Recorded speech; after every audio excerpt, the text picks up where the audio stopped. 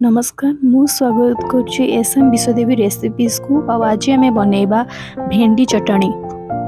भेंडी चटणी पे आम ये नवा सिजा भेंडी रसुण और किसी कटा जाइथिबा पियाज और ग्राइंडर आम ये नवा स्वाद अनुसार लुण जीरा और सोरिष और किसी सुखिला लंका और ए सब को आम ग्राइंडर रे पकईदबा।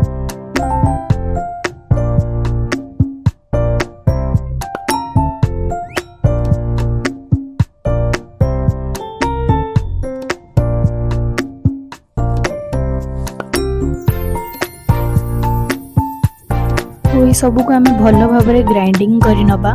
ये आमर प्रस्तुत हो गला भेंडी चटनी को आम प्लेट रे सर्व करवा।